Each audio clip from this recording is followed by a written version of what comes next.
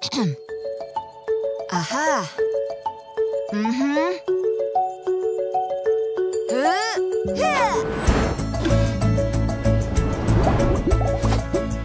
Hai Jobers, perkenalkan, namaku Joby. Aku adalah maskot dari Pasker ID. Tugasku adalah membantu Jobers untuk menemukan pekerjaan impianmu. Sampai jumpa!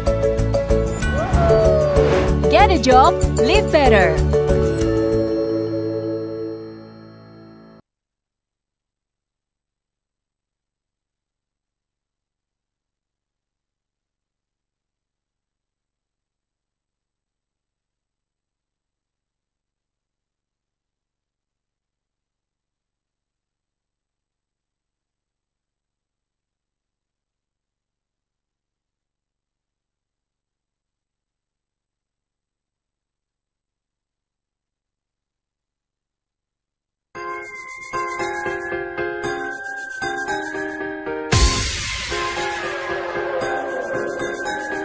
Hei kawan-kawan semua di kota di desa, tetap bangun bangsa demi Indonesia. Bakar semangatmu, singkirkan resahmu, raih cita-citamu di pusat pasar kerja. Wow, wow, wow, siap kerja. Wow, wow, pusat pasar kerja. Anak bangsa, bangun dari tidurmu, jangan hanya mimpi. Jika tak beraksi, masa depan panjang adanya di tangan. Teruslah berjalan, raih kemenangan. Ayo kita kerja untuk Indonesia. Mari kita bangun demi cita-cita, agar semua bisa bahagia bersama kita. Pusat pasar kerja. Bakar semangatmu, singkirkan resahmu, raih cita-citamu di pusat pasar kerja. Wow, wow, wow, siap kerja. Wow, wow, wow, pusat pasar kerja.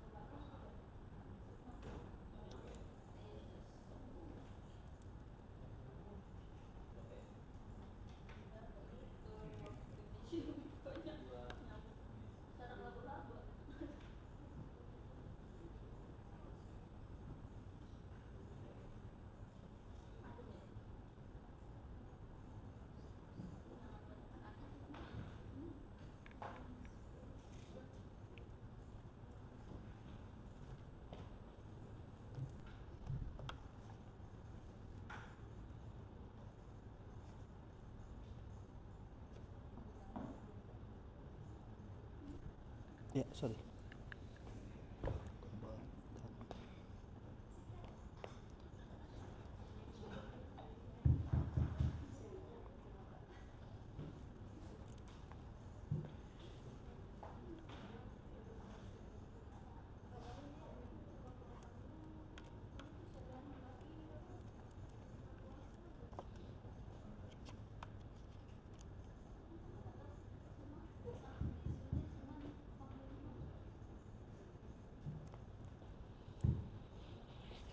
Bismillahirrahmanirrahim. Assalamualaikum warahmatullahi wabarakatuh. Waalaikumsalam warahmatullahi wabarakatuh. Izin memperkenalkan diri. Perkenalkan, nama saya Muhammad Hidayat bin Fahmi yang hari ini selaku moderator yang insya Allah akan sekaligus membawakan diskusi pada pagi hari ini bersama abang kita, Abang Sultan. Sebelumnya mungkin yang saya hormati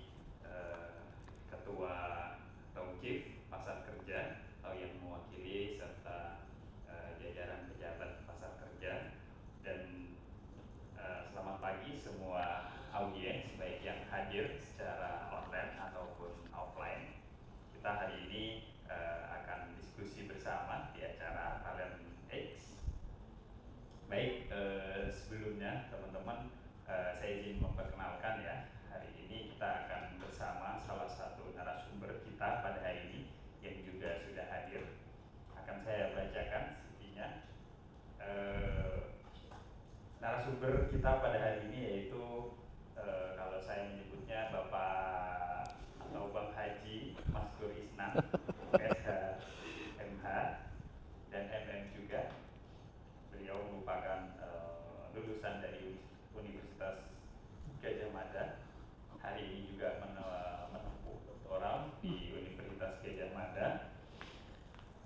Kalau kita lihat di jabatan struktural, beliau merupakan Head of Employee Relation di PT Bank Maybank ya Indonesia. Kemudian beliau juga seorang advokasi yang hari ini merupakan Managing Partner dari Maskur Isnan and Partner Law Firm Jakarta, Indonesia. Kemudian juga as partner di Iskandar Wibsono and Partner Advokat. Kemudian beliau merupakan dosen di FH UII Yogyakarta, kemudian dosen juga di Poltek Kemenaker RI Jakarta, Indonesia. Selain itu beliau tenaga ahli di beberapa perusahaan seperti Surveyor Indonesia, Sigap Garda Pratama, PT Smart, dan beliau juga merupakan serikat pekerja di TPK Koja, serikat pekerja di Jiwasraya, serta serikat pekerja di Garuda Maintenance Facility. Itu beliau juga merupakan tersertifikasi ya di advokasi. Jadi ini kalau saya bacakan satu-satu kayaknya satu jam sendiri membacakan tentang latar belakang ataupun langkah track record dari Bang Maskur Isnan seperti itu.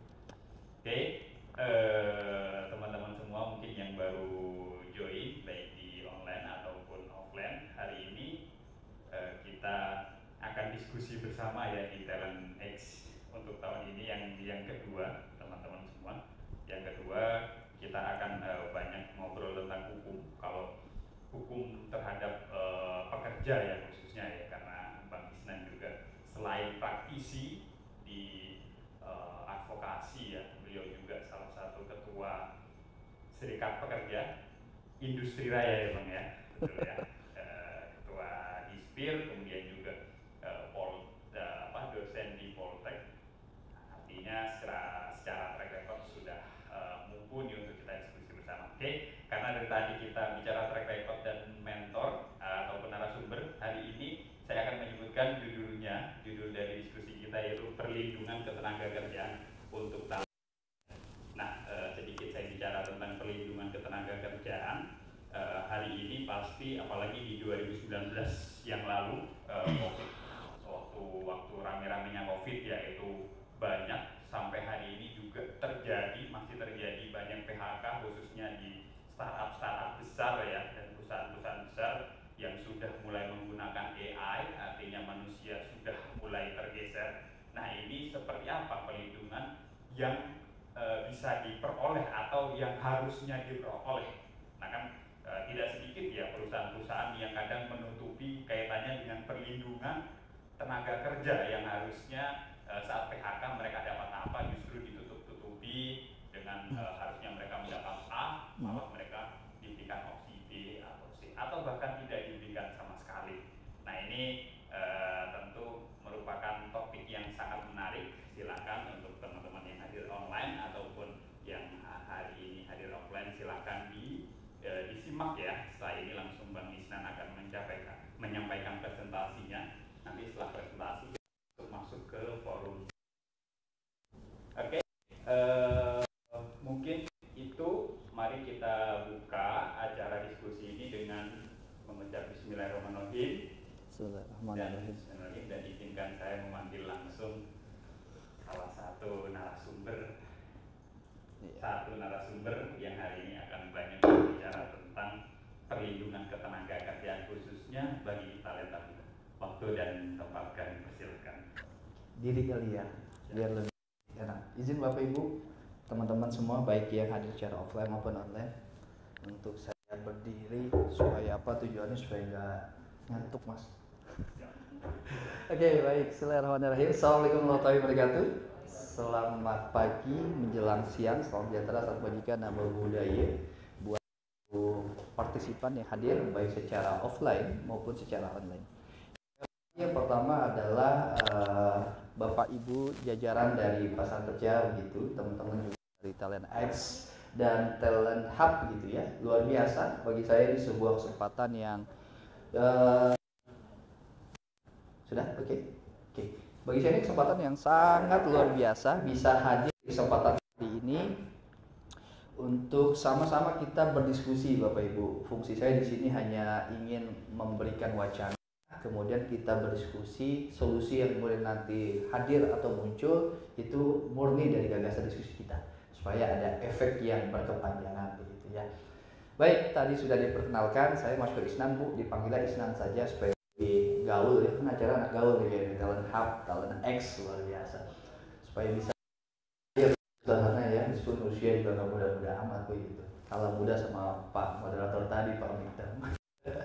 Oke, di kesempatan kali ini saya diberikan mandat, diberikan kepercayaan untuk mencoba mengangkat satu hal yang sangat kekinian ya, bagaimana kondisi tenaga kerjaan khususnya pada sektor talenta muda. Gitu ya. Tadi sudah prolognya luar biasa, dikomparasi pengelolaan talenta muda, perkembangan bisnis, kebutuhan bisnis, tantangan dan lain-lain sudah mulai dipantik. Mungkin nanti saya akan coba elaboratif lagi lebih jauh sambil kita melihat, mencerna kalau ada hal yang kurang berkenan atau tidak setuju. Nah itu gunanya forum diskusi. Tapi kalau ada hal yang ingin kita perdalam lagi, bisa sama-sama kita perdalam. Oke, ada saya nanti dibantu ya sama Mbak MC kita. Jadi begini Bapak Ibu, sambil menunggu bahwa kalau saya melihat fenomena, saya akan tampilkan beberapa data faktual yang saat ini harus kemudian sama-sama kita pahami. Jadi ada dua data yang akan saya sampaikan di awal sebagai blog. Yang pertama adalah data yang dari BPS, bagaimana mapping, bagaimana konteksnya, gambaran industri gitu ya, dan kemudian dari talenta muda. Yang kedua juga saya ambil salah satu hasil riset terbaru dari riset Talent Competitiveness and Index gitu, bagaimana melihat bagaimana saat ini kondisi sumber daya manusia kita, terutama dari sumber daya sektor mudanya. Nah itu faktual-faktual yang kita lihat. Diskusi enaknya dimulai berbasis data, baru kita bicara nanti objektivitas dan ditambah bumbu-bumbu subjektivitas menjadi lebih menarik begitu. Saya sih lebih senang langsung tanya jawab sambil berjalan ya Bang Mikdad ya, kalau diperkenankan ya Bapak Ibu ya. Jadi memang gini Bapak Ibu sekalian, saking saya melihat bahwa talenta muda itu menjadi hal yang bagus, hal yang perlu menjadi concern dari semua stakeholder di bidang hubungan industrial, mulai dari pemerintah, mulai dari teman-teman pengusaha maupun dari teman-teman pekerja itu sendiri. Kenapa ini menjadi penting? Sebaran generasi muda, baik itu generasi di milenial maupun Z, luar biasa masif banget begitu. Dan sekarang menjadi objek yang mayoritas. Pertanyaannya, apakah kemudian jumlah yang sudah mayoritas ini, pertama ada aspek perlindungannya nggak dari stakeholder yang terkait, gitu. Yang kedua, ada bentuk supportnya nggak bagi mereka? Jangan sampai kelebihan demografis, banyaknya jumlah tenaga kerja di sektor anak muda ini tidak diimbangi pada dua hal tersebut. Tidak dapat opportunity-nya malah kita. Yang kita dapat malah nanti tantangan dan hambatan. Sayang sekali. Kalau kita lihat secara global ya, luar biasa di beberapa tempat sudah sangat luar biasa diberikan ruang pada talenta muda ini. Baik yang bersangkutan sebagai pekerja gitu ya, terutama di industri digital, industri startup dan lain-lain, maupun ketika yang bersangkutan ini ingin menjadi pengusaha. Tadi rintisan-rintisan ya startup sudah mulai. Saya baru saja Bu tadi kemarin saya ke Jogja, tadi pagi sampai bandara langsung ke sini. Jadi di Jogja ada agenda saya bertemu dengan salah satu startup yang dikelola oleh anak muda. Kurang lebih itu usianya 30 tahun, tapi sudah mempekerjakan kurang lebih ada 300 sampai 400 orang Bapak Ibu. Yang kedua, valuasi bisnisnya luar biasa banget. Terakhir baru dapat suntikan dana di angka 400 sampai 600 miliar gitu. Bagi saya ini kan luar biasa banget. Ini salah satu contohnya. Dan saya yakin banyak juga di beberapa tempat yang mungkin sama atau lebih tinggi.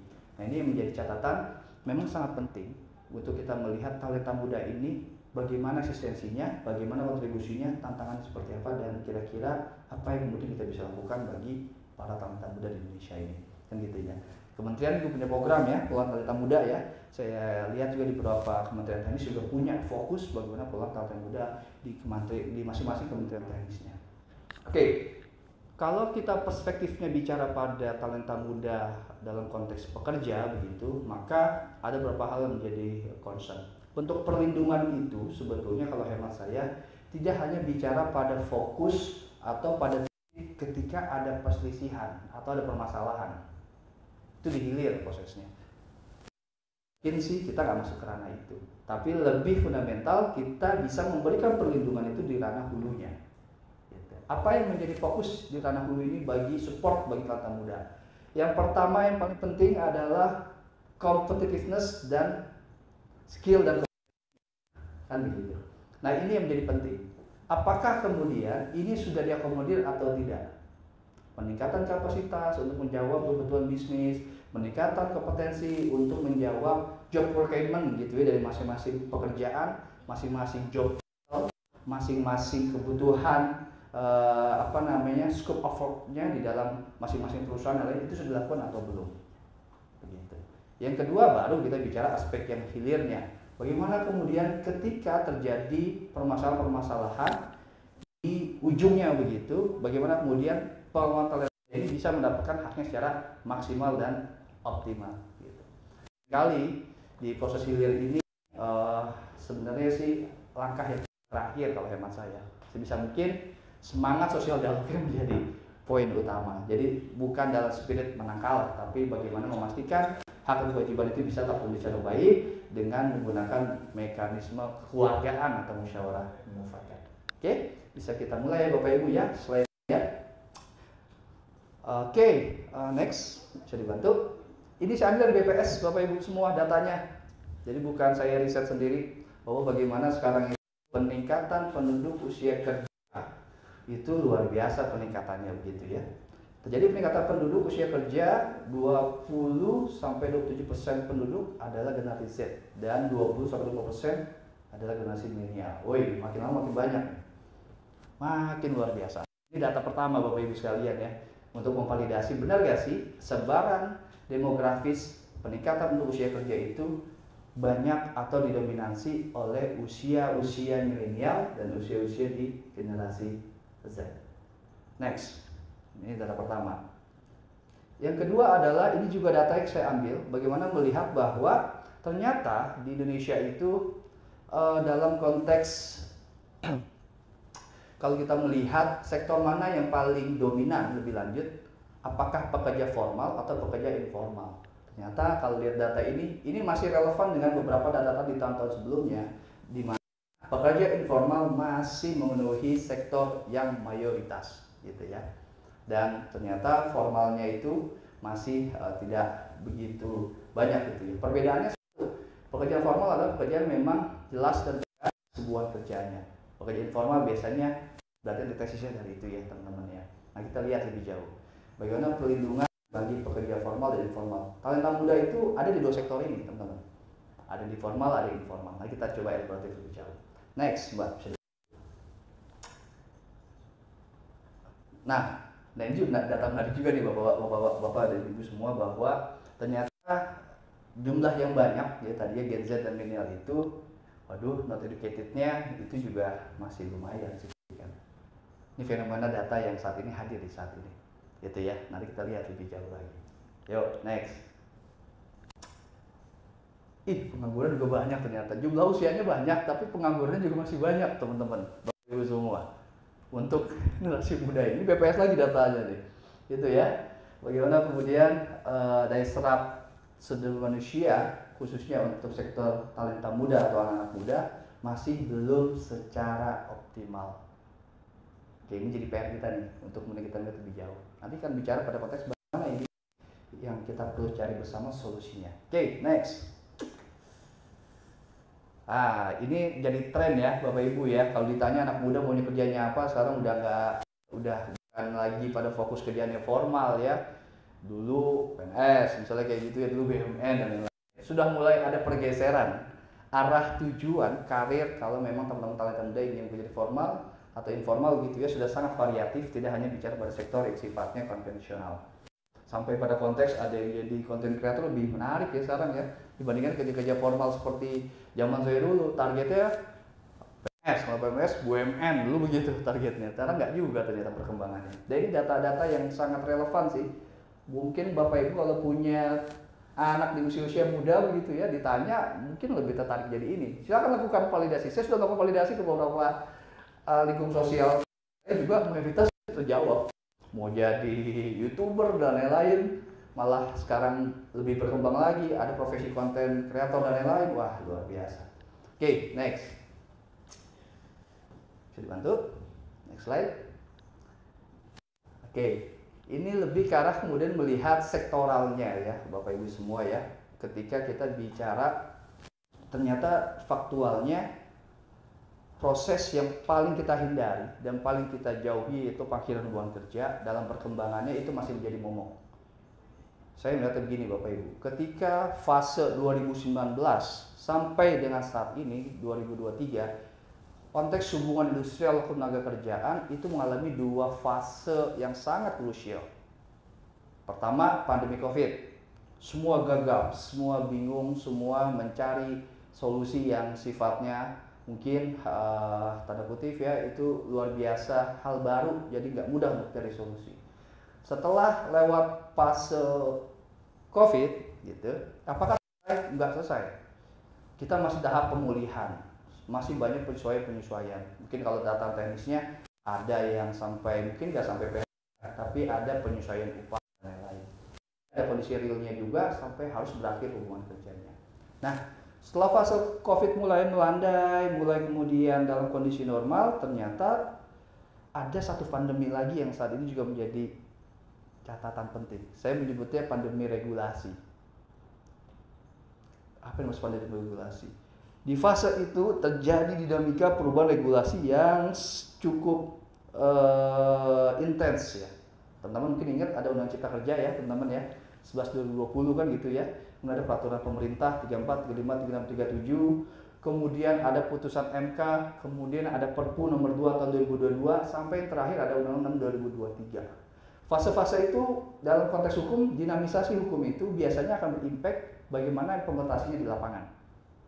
Perubahan regulasi yang secara signifikan itu memerlukan penyesuaian yang nggak mudah. Contoh misalnya bicara soal alidaya atau istilah umumnya kita sebut dengan outsourcing.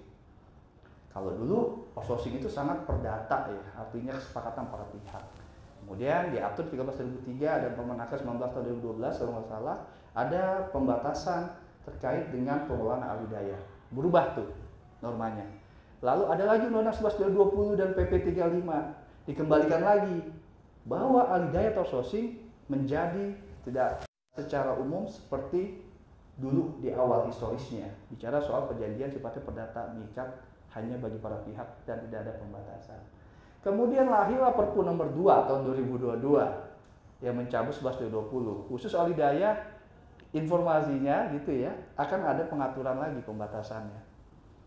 Kemudian Perpu diubah menjadi undang-undang, disahkan menjadi ketentuan normatif. Makin menegaskan, makin menjelaskan bahwa memang akan ada pengaturan terkait dengan alidaya atau outsourcing. Nah, di tataran implementasi itu nggak mudah Bapak Ibu sekalian. Harus merubah lagi perjanjiannya antara user dan vendor gitu ya, vendor outsourcingnya atau alidayanya. Nah, vendor outsourcing dan alidaya juga harus menyesuaikan lagi dengan karyawan-karyawannya yang menjadi karyawan vendornya gitu ya.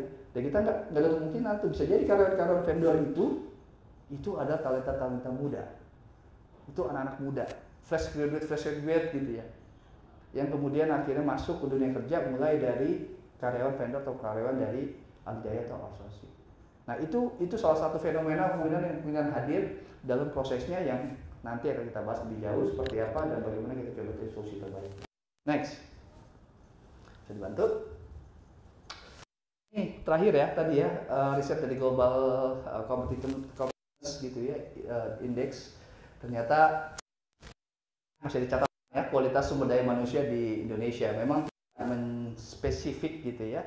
apakah ini sasar sektor hanya talenta muda atau overall. Tapi kalau melihat ini overall, dimana mungkin masuk juga bagaimana pemetaan tentang talenta muda di Indonesia gitu ya. Ternyata masih cukup lah, PR-nya masih lumayan begitu. Kita ada di nomor 82 teman-teman, peringkat 82 di bawah Filipina, di bawah Thailand, jauh di bawah Malaysia. Itu ya, di ASEAN saja kita masih di bawah ya dari beberapa negara-negara tetangga kita yang ada di ASEAN. Ini PR banget buat kita semua teman-teman. Tadi ya catatannya, coba flashback ya, demografis yang ditampilkan oleh BPS luar biasa, cukup memberikan hasanah baru gitu ya. Yang kedua ditambah secara internasional risetnya juga ada wacana baru. Jadi memang PR-nya luar biasa nih, pengelolaan talenta muda begitu. Oke, next. Izin, ini saya ambil sedikit dari data ya, mudah-mudahan nggak salah datanya dari kementerian juga. Dalam perkembangannya, proses PHK itu juga masih menjadi tren, menjadi salah satu hal yang sering ditemui. Kalau dari jenis persisihan hubungan industrial, ada persisihan kepentingan, persisihan PHK, persisihan atas serikat pekerja, maka yang paling sering dan paling banyak itu adalah persisihan PHK.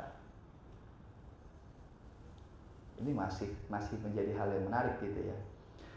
Saya sering diskusi dengan beberapa teman-teman di pengusaha gitu ya. Saya tanya, apa yang menjadi dasar ketika memilih harus terjadi PHK kepada karyawan gitu ya. Yang paling sering muncul adalah mungkin karena dasar efisiensi misalnya kayak gitu, karena adanya hal yang perlu secara bisnis, sehingga pengurangan tenaga kerja itu jalan pintas yang paling sering ditempuh untuk memastikan bisnis sustain gitu. Hemat saya, kita diskusi teman-teman, monggo kalau ada yang ingin menyanggah bahwa kalau konteksnya efisiensi sebetulnya nggak terlalu relate dengan PHK. Pertama, PHK itu tetap mewajibkan pengusaha membayar hak karyawan, benar ya? Karena nggak ada PHK yang gratis di Indonesia. Itu yang pertama. Yang kedua, salah-salah menentukan kebijakan atau perbuatan hukum PHK justru akan membawa kos yang lebih maksimal pada perusahaan. Salah menentukan alasan PHK gitu ya, bisa ditentukan berbeda oleh proses yudikatif nanti. Bisa jadi alasan PHK-nya berubah sehingga pesangonnya yang tadi dicadangkan oleh perusahaan ternyata berubah angkanya lebih tinggi. Belum lagi kalau kita bicara prosesnya, kalau perlu pendampingan hukum misalnya gitu. Prosesnya kan panjang itu. Belum lagi kalau kita bicara soal adanya isu reputasi, misalnya sampai ke blow up ke media dan lain-lain. Nah, itu kan juga jadi cost tambahan. Gitu. Apakah kemudian PHK menjadi langkah paling cepat, paling gampang untuk melakukan efisiensi? Bagi saya pribadi itu belum menjadi hal yang pasti sih. Malah apa saya kayaknya enggak ke situ deh. Masih banyak cara-cara yang bisa kita gunakan. Tapi faktual ini ada. Di luar banyak juga PHK yang terjadi itu tidak hanya dasar inisiatif dari perusahaan atau pengusaha. Kadang ada juga dari pekerjanya. Mohon maaf, performnya kurang. Ternyata ada gap antara pekerjaan dengan kompetensinya. Kurang, nggak bisa mendasarkan hasil yang maksimal, hasil yang optimal. Sehingga perusahaan berpikir, saya bayar gitu ya, tapi kemudian hasilnya nggak berimpact. Gitu. Sehingga perlu dilakukan penyegaran. Kadang itu juga terjadi. Dan ternyata di beberapa kesempatan, kadang itu juga menjadi sering ketemu ya, begitu ya, PHK underperform dan lain-lain. Belum lagi saat ini juga mungkin di faktor eksternal juga mempengaruhi arah bisnis yang berubah, digitalisasi tadi, Pak Mikdad nyampaikan, AI dan lain-lain gitu. Kalau kita nggak hal itu secara cepat dan pas begitu, nah kita akan kegerus. Mungkin Bapak Ibu pernah lihat sekarang kalau lewat jalan tol, dulu kita sangat manual ya, ganti pengembalian uang dilakukan masih secara manpower direct gitu. Saya udah mulai. Isu yang lama yang kemudian juga mulai tampil lagi, teller, CS, itu udah menjadi hal yang mulai gitu ya. Tampil di kerjaan konvensional berubah. Belum lagi ditambah tadi memang sudah ada kerjaan baru. Meskipun di beberapa kesempatan meskipun ada perubahan job, tapi di sisi lain tetap ada future jobs-nya sebetulnya. Masalahnya, talenta muda ini bisa menjawab future job itu nggak kira-kira? Di sini perlu peran penting dua hal saya pikir. Dari si anak muda, talenta mudanya, yang kemudian juga dari pemerintahnya. Untuk memastikan itu bisa terserap, itu bisa terjawab. Jadi nggak kegilas zaman, justru mengikuti perkembangan zaman, malah bagus-bagus jadi leader atau leading di dalam zaman yang masing-masing. Gitu. Oke, next. Ini yang menjadi PR saat ini yang sangat berkaitan erat dengan pengelolaan talenta muda, gitu ya. Saya belum melihat, saya belum menemukan apakah memang ada secara spesifik regulasi yang memberikan ruang, yang mengatur, yang menjelaskan detail tentang pengelolaan talenta muda di Indonesia. Sudah ada atau belum? Yang saya lihat saat ini sifatnya sangat general, semua disamakan. Mau pekerja yang, mohon maaf, baru lulus fresh graduate gitu ya, sampai yang sudah senior gitu. Boleh, boleh. Nah, kita diskusi Ibu. Sambil santai. Maksudnya kalau melihat dari konteks yang tadi, kenapa tidak ada undang-undang yang mengatur soal talenta muda, nanti pemerintah akan dianggap diskriminatif Gitu ya. terhadap yang lainnya. Yes. Karena maksudnya gini, dalam dunia, anggaplah kita, saya udah bekerja lah ya, kalau umur sih masih muda ya tetap ya. Oh, kelihatan Bu, kelihatan. Dari jam kuningnya udah kelihatan Bu. Udah sangat anak muda Maksudnya banget. Kalau dari pengalaman gitu kan, ketika kita pasti tidak akan mau dibatasi dengan umur. Betul. Ya kan, anggap ya masnya misalnya genre sekian, Betul. sekian, Betul. sekian, misalnya sudah saya bayar dan lebih muda gitu kan, terutama terkait dengan pekerjaan. Karena mungkin hanya dibedakan yang misalnya dia masih SMK, anggaplah oke, pekerjaan mungkin bisa dibedakan, atau misalnya beberapa perusahaan atau beberapa pabrik itu hanya misalnya hanya untuk kalangan, anggap kayak misalnya kalangan dari akhirnya batas, atau misal PNS pun ada batasnya 30 maksimal. Yes. Seperti itu. Yes. Tapi ketika misalnya untuk membuat peraturan atau undang-undang itu mungkin tidak akan pernah terjadi gitu kan. Karena apa? Ya kita adalah Indonesia, semua beragam-beragam, baik dari umur, suku, atau misalnya pendidikan lah gitu kan. Jadi ya benar harus semuanya gitu kan, melingkup semua. Itu aja sih. Ya mungkin kalau peraturan mungkin hanya kayak lebih kayak apa ya, instansi mungkin. That's yang point. apa seperti itu. That's point. Ya. Kalau memang dilihat secara universal, secara heteronom sulit dilaksanakan, yang perlu kita pastikan bahwa biar bagaimanapun ini kondisi di lapangan harus kita jawab. Tinggal teknisnya bagaimana kita melihat atau merumuskan supaya kebutuhan zaman ini bisa kemudian menjadi opportunity buat kita, bukan malah sebagai tantangan buat kita. Karena kenapa? Di satu sisi Bapak Ibu sekalian, kenapa kita iseng-iseng kemarin membuat organisasi pekerja atas nama SPIR, Serikat Pekerja Industri Raya, fokusnya mengadvokasi teman-teman talenta muda yang memang perlu edukasi dan perlu advokasi. Mohon izin Bapak Ibu sekalian, Undang-Undang 21 2000 yang diberikan mandat konstitusi untuk menjadi organisasi yang berhak mewakili advokasi serikat pekerja, gitu ya. Ternyata dalam perkembangannya sudah juga mulai saat ini kegerus zaman nih Bapak Ibu. Oke ya. Karena memang organisasi yang tidak bermetamorfosis dan beradaptasi sehingga kehilangan marketnya. Padahal market potensialnya anak muda ini, gitu ya. Itu yang pertama. Yang kedua, anak muda itu sendiri yang nggak aware, yang nggak paham ada konteks itu. Benar nggak Bu ya? Benar nggak? Akhirnya ketika terjadi hal-hal yang merugikan talenta muda, mereka sendirian, gitu. Itu ya. Di sisi lain, ya kita melihat stakeholder manusia itu ada 3, pengusaha, pekerja, dan pemerintah. Di situ ya. Kekosongan gitu ya. Hal ini, ketidakhadiran ini sebenarnya bisa diambil sebagai langkah strategik oleh pemerintah untuk memastikan hal pertama, dimitigasi jangan sampai kejadian. Kan gitu ya. Yang kedua, secara laten itu didorong untuk menjadi hal yang sifatnya malah positif. Itu yang saya maksud. Sepakat. Secara teknikal gitu ya, implementasi, Kementerian Teknis sudah banyak bicara soal itu. Cuman yang menjadi catatan, apakah hal tersebut sudah mengakomodir atau tidak? Kebanyakan Bapak Ibu sekalian mohon izin, nggak hanya di Kementerian Teknis, di Badan Usaha Milik Negara juga banyak sekali program inkubasi startup, benar ya? Mendorong semua menjadi entrepreneurship, gitu ya. Tapi di sisi lain kita melihat, apakah pilihan talenta muda, apakah semuanya ingin menjadi entrepreneurship? Kan nggak juga. Sedangkan kondisi menjadi entrepreneurship di Indonesia mungkin juga tantangannya banyak. Bagaimana terhadap teman-teman talenta muda yang memang memilih menjadi employee begitu, baik formal maupun informal. Gitu. Undang-undang kalau kita lihat, mohon izin, itu mensasar pekerjaan yang sifatnya formal. Informal belum ada nih. Saya melihat YouTuber dan lain-lain udah mulai masif banget tuh. Ada diatur oleh pemerintah, tapi sekedar hanya membayar pajak, udah mulai di yang terakhir ya e-commerce sudah mulai dan lain-lain. Nah, itu poin yang mungkin yang izin saya garis bawahi masih menjadi tantangan kita saat ini.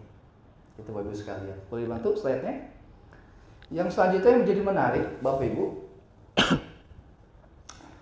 regulasi yang kemudian hadir. Ini yang tadi disampaikan secara universal makro.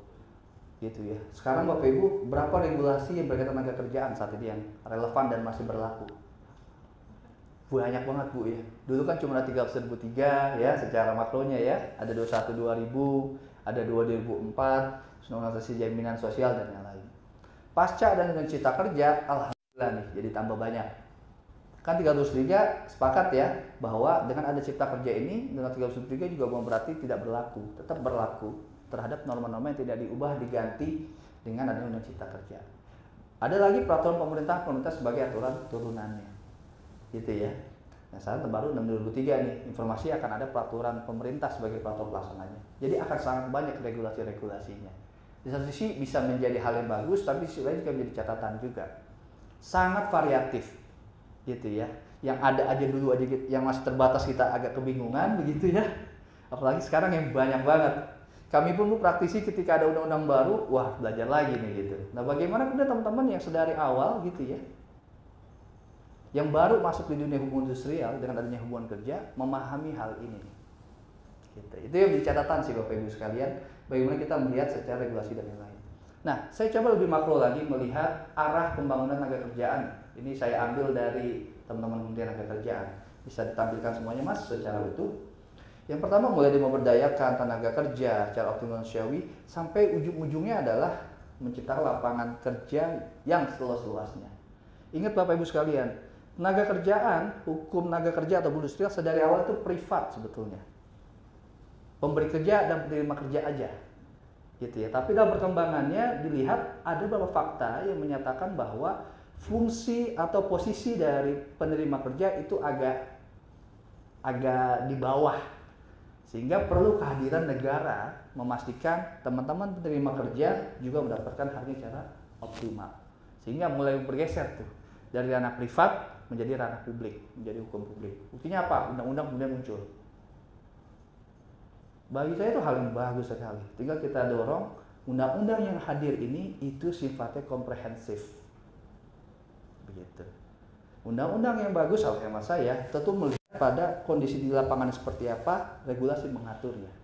Jadi jangan permasalahan di kolam ini, tapi bikin regulasi di kolam sebelah. Kolam biasa saya yang ada masalah di situ ya, tapi di kolam ini masalah malah terus menggulung dan lain-lain. Nah itu perlu menjadi catatan.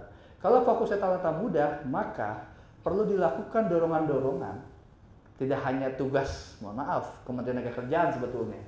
Ini harus lintas stakeholder, lintas kementerian, lintas lembaga dan kementerian juga untuk memastikan kita punya strategik yang jelas, memastikan anak muda, talenta muda Indonesia ini punya ruang yang besar, punya ruang yang luas. Ini saya makro ya bicaranya Bu ya, gitu ya. Untuk memastikan hal itu bisa terakomodir. Entah memang menjadi jalur pengusaha lewat entrepreneurship program, pastikan itu hulu hilirnya selesai, atau memang ketika mereka menjadi konteksnya adalah sebagai profesional, mau formal maupun informal, gitu ya. Itu yang menjadi saat ini menjadi tantangan bersama. Oke, next slide. Bisa dibantu? Langsung saja semuanya. Lagi-lagi kalau kita bicara secara theoretical, Bangunan hubungan industrial atau tenaga kerjaan itu ujung-ujungnya adalah terciptanya hubungan industrial pengadilan. Tujuannya untuk apa sebetulnya? Gitu ya, hubungan industrial Pancasila dan lain-lain. Ujungnya adalah bicara kesejahteraan pekerja dan keluarganya. Lagi-lagi ini yang menjadi aspek atau objek utama hadirnya Kementerian Tenaga Kerjaan, aturan-aturan lainnya adalah memastikan ini bisa terlaksana secara optimal. Nah ini kan bisa elaboratif lagi sekarang. Tingkat kesejahteraan masing-masing orang itu memang sangat subjektif tentunya. Tapi paling enggak ada tataran-tataran yang sudah dilakukan dari awal untuk masuk ke arah situ. Gitu ya. Dengan segmented. Sedari dulu Bapak Ibu, yang menjadi perbedaan hubungan industrial dengan hukum yang lainnya adanya spesialisasi. Jadi sebenarnya ketentuan hukum otonom. Contoh Bapak Ibu sekalian. Kalau bicara hukum heteronom itu ada undang-undang, kemudian secara hierarki perundang-undangan ya, ada peraturan pemerintah, peraturan menteri dan lain-lain. Tapi di sisi lain ada juga ketentuan sifatnya otonom, diberikan keleluasan kepada stakeholder di akar rumput untuk mengatur ketentuannya secara spesifik. Dalam bentuk apa? Ya kita kenal, ada perjanjian kerja, benar ya. Ada peraturan perusahaan, ada perjanjian kerja bersama, internal policy dan lain-lain. Karena kenapa? Karena undang-undang pun paham, undang-undang pun mengerti. Nggak bisa dia mengakomodir secara universal. Nggak bisa mengatur secara keseluruhan. Lini bisnis perbankan, lini bisnis manufaktur, dengan lini bisnis farmasi sama nggak? Pasti sangat berbeda. Saya kalau membuat peraturan perusahaan, membuat perjanjian kerja bersama yang bicara soal perbuatan yang dilanggar, dilarang, itu beda-beda tuh konteksnya. Contoh di bank sangat memperhatikan prinsip kehati-hatian bank misalnya. Maka setiap pemalsuan tanda tangan itu pasti membawa efek yang luar biasa kepada bank sehingga sanksinya sangat maksimal. Manufaktur sangat bicara pada konteks K3-nya. Jadi nggak pakai helm di pabrik itu udah sangat tinggi impact-nya. Jadi sangat kemudian juga sangat variatif. Nah ini yang saya mau masuk Bapak Ibu sekalian. Selain peran pemerintah, juga ada peran dari sektor yang lain, yaitu sisi pengusaha. Bagaimana pengaturan di ketentuan otonomnya untuk memberikan ruang para pekerja-pekerja muda ini juga bisa beraktualisasi dirinya. Nah, tapi tentu, ini kan bicara kesadaran, dan tentu semua pengusaha punya perspektif itu. Sehingga perlu diatur secara, saya harus ada top down-nya, acuan dari pemerintah yang punya kekuasaan untuk menjadi manajerial begitu. Memberikan batasan-batasan, memberikan dorongan-dorongan, termasuk juga insentif-insentif, atau mungkin sampai lebih ekstrim, punishment. Ketika memang hal-hal ini menjadi catatan. Contoh misalnya mohon izin. Saya coba mungkin bukan analogi yang sempurna, tapi mungkin bisa kita tangkap secara perspektifnya. Bagaimana undang-undang juga memberikan ruang kepada pekerja wanita lebih dibandingkan pekerja pria.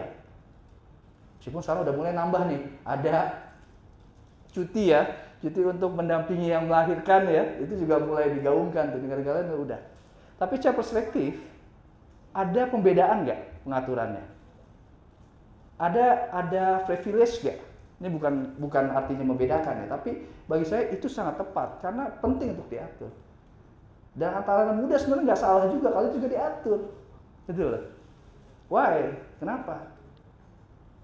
Aspek diskriminasi dan lain-lain kita perlu lihat. Impact-nya, output-nya seperti apa. Kalau output-nya memang relevan bagi saya, mungkin diskriminasi bisa kita eliminir lebih jauh lagi, tidak menjadi ke arah sana.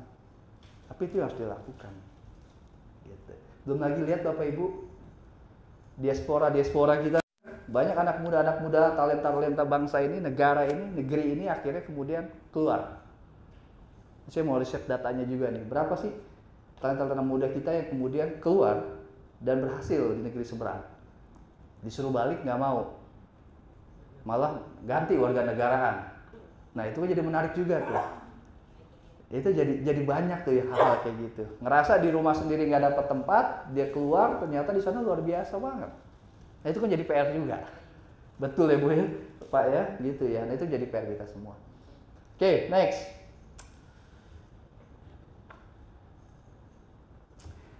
Oke, sebelumnya, next. Nah, sebelum ini kayaknya ada lagi ya. Oke. Suka nggak suka Bapak Ibu bahwa bicara soal strategi ke depan, bicara soal langkah-langkah implementatif di lapangan, mau nggak mau kita akan harus menunggu pada kepastian regulasi yang kemudian menjadi tataran objektifnya. Nah, karena saat ini masih menunggu ya, maka ya kita tunggulah regulasi yang aturannya.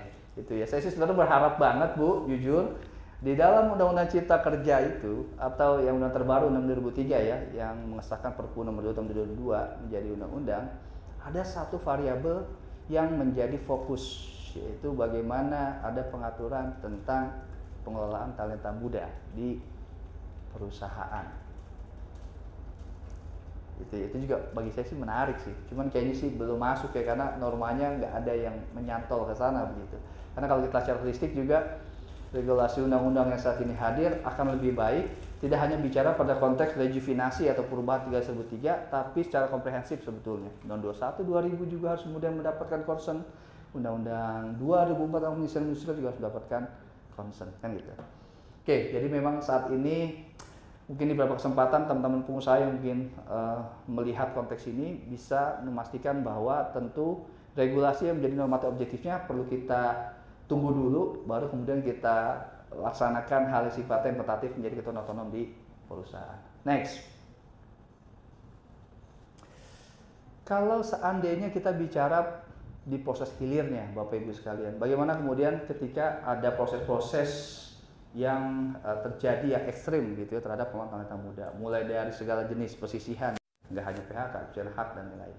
Saya mau tanya ke teman-teman, kalau anak muda biasanya kalau bekerja itu yang menjadi permasalahan yang sering muncul apa di kantor? Nggak tua, agak muda kayak itu Bu ya. Oke, ada lagi nggak kira-kira? Gaji? Hah? Jam kerja? Oke. Leadership ya, itu nggak tua nggak muda kayaknya tuh Bu. Oke, siap. Oke, ada lagi nggak kira-kira? Hah? Gimana maksudnya spesifik lingkungan kerja? Nggak ada tempat ngopi gratis begitu? Senioritas. Wah, ini curhat ini lebih ke curhat nih. Tapi bener Bu, nih, ini emang ke capture begitu. Oke. Ada lagi nggak kira-kira? Saya tertarik Bu. Datang ada beberapa startup memang yang kita handling lah ya, beberapa diskusi ya. Ternyata trennya itu teman-teman talenta muda itu malah nggak mau diikat dengan hubungan kerja. Itu faktual loh, terjadi loh. Hubungan kerja ada berapa coba? Cuma ada 2 kan, PKWT kontrak atau PKWTT tetap. At least ditawaran tetap pun mereka malah nggak mau. Kenapa? Ada kaitannya tadi dengan upah. Kalau saya menjadi karyawan tetap, justru upah saya terbatas. Karena sangat hanya satu pemberi kerja, satu perusahaan. Itu yang pertama. Yang kedua, saya keterikat baku dengan waktu kerja. Yang Mbak sampaikan tadi. Mungkin kembali lagi ke lifestyle ya. Lifestyle. Wah, seneng nih saya nih diskusinya nih. Sebagai pengamat ya, bukan sebagai pelaku ya, gitu kan. Kalau saya lihat gitu, maksudnya perkembangan dengan entah itu mau muda mau tua gitu kan, mau kerja ini entah ke PNS atau swasta atau mungkin swastanya BUMN atau bonus itu kembali lagi saya lihat dari lifestyle gitu kan. Jadi apapun yang mereka perlukan, entah itu gaji mungkin kurang atau apa gitu kan. Kalau saya lihat walaupun ya gaji sampai puluhan juta lah, hitungan 2-3 digit itu, lifestyle mereka tuh lebih menguasai ya dibandingin dengan kehidupan yang sebelum-sebelumnya ya. Maksudnya kalau dibandingkan zaman orang tua kita dulu gitu kan, saya punya pengalaman dan orang tua saya, dan mereka lebih pentingkan gimana caranya kita bisa menghasilkan uang untuk misalnya bisa beli emas lah ya, atau bisa beli rumah atau apalah gitu kan, umroh haji gitu ya, gitu kan. Tapi kalau sekarang gimana caranya gue bisa beli minimal sekarang kayak Ioniq 5 lah, atau iPhone ya kan, iPhone terbaru lah, atau minimal motor standarnya Vario ke atas lah kalau saya lihat seperti itu. Karena memang itu mau nggak mau gitu kan, suka nggak suka emang terjadi di lingkungan kita, baik itu pengalaman sebagai PNS maupun di swasta seperti itu. Dan memang entah mereka sebenarnya nggak mau seperti itu ya, anggap ya sudah banyak pinjol ya kan, berkeliaran gitu kan. Tapi ya entahlah gitu kan, memang cara merubah mindset mereka tidak gampang seperti orang tua kita dulu gitu kan. Karena mereka udah nggak peduli gimana caranya gue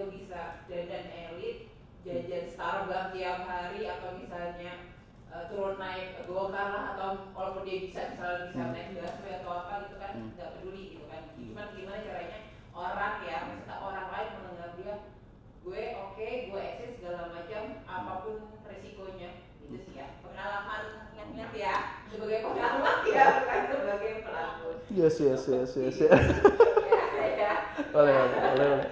Kalau enggaknya, ini sisi saya ya. Jangan gitu ya.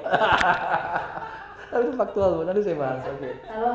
Jadi mungkin selain itu pendapat saya juga banyak tuh anak muda nggak mau bekerja di perusahaan-perusahaan BUMN ataupun PNS itu karena kadang tuh ide-ide dari anak muda tuh kadang nggak ditangkap sama orang-orang yang udah udah lebih tua dari kita gitu. Bukan nggak tua Mbak, bukannya tua Mbak, udah nggak muda lagi. Lebih senior.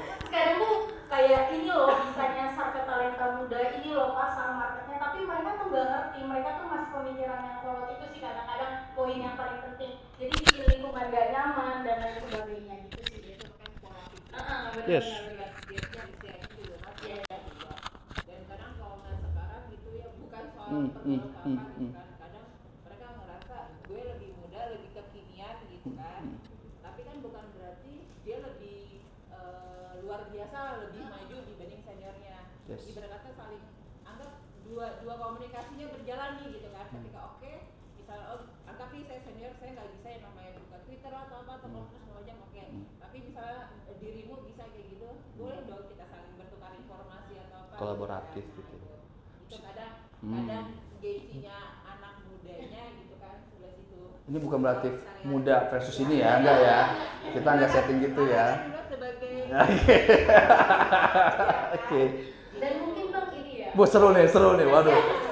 Selesaikan dulu aja deh, saya keluar dulu ya. Nanti selesai satu lagi. Enggak apa-apa. Ini sih, kadang-kadang tuh anak muda banyak banget yang menggunakan work life balance itu loh. Jadi kayak kadang tuh dia tuh apa sih work balance-nya tuh kadang-kadang emang agak-agak gak jelas sih. Kadang-kadang mau bilang tuh terlalu pengen fleksibel, tapi kadang-kadang kerjanya juga gak mau ribet kayak gitu tuh. Kadang-kadang ini harus dimengerti juga sih sama talenta muda sebenarnya kayak gitu. Work life balancing gitu ya, sedikit saving, banyak healing gitu ya. Kadang-kadang healing jadi gila Itu kan pengalamannya kan, Yes. karena merasa senior punya banyak pengalaman, jadi Yes. itu tuh anak baru kan. Nah. Jangan sok tahu segala macam, tapi mereka ya Betul.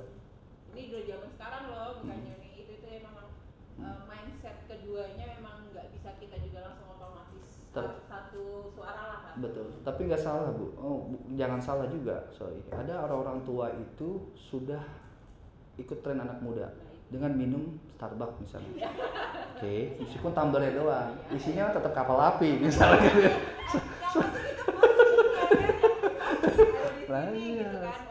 Ya.